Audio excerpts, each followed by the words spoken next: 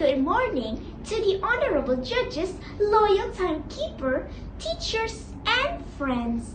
My name is Sandra Aliesyanova binti Muhammad Sain, and I'm from Standard 6. In this wonderful day, I'm going to tell you a story entitled The Stone Cutter.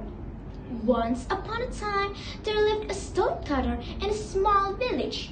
All day long, he worked hard cutting the hard stones and making the shape which were needed by his customers.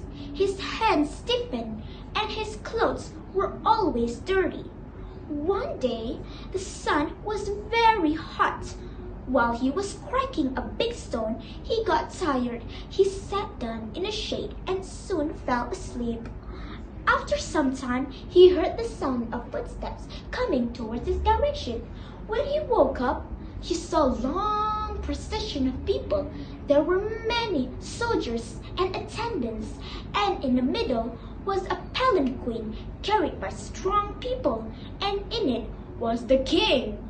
How wonderful it must feel to be a great king, the stonecutter thought. He further said that he would be happy as a king instead of being poor stonecutter. As he said these words, a strange thing happened. The stonecutter's clothes turned into silk, and shining jewel was wrapped around his neck. His hands instantly softened, and he was seated in a comfortable palanquin. As he looked through the curtains and thought, how easy it is to be a king. These people are here to serve me. The procession moved on, and the sun grew hot. The stonecutter, now the king, became too warm for comfort. He asked the procession to stop so he could rest for some time.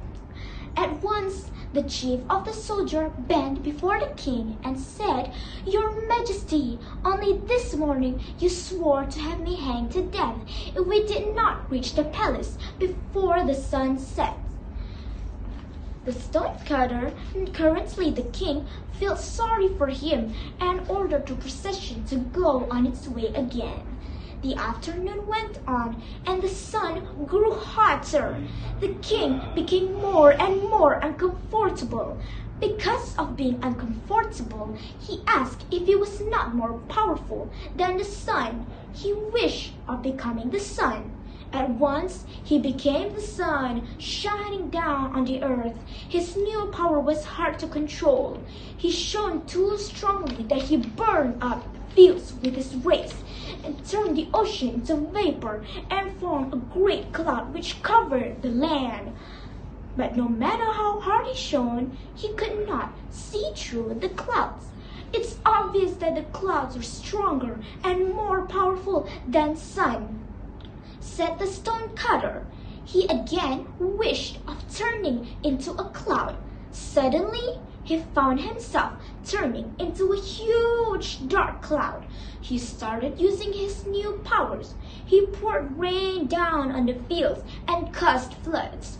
All the trees and houses were swept away, but a boulder, which he had been cutting when he was a stonecutter, was unmoved and unchanged. He instantly realized that the rock is more powerful than the cloud.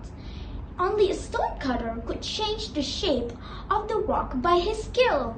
He wished of turning back into a stonecutter. No sooner had he said the words, he found himself sitting on a stone with hard and rough hands. He picked up his tool and set to work on a boulder, smiling happily. Ladies and gentlemen, the moral of the story is that we must be contented with whatever abilities we possess. We should not compare it to other abilities. Instead, we should be grateful and make full use of it wisely. That's all. Thank you.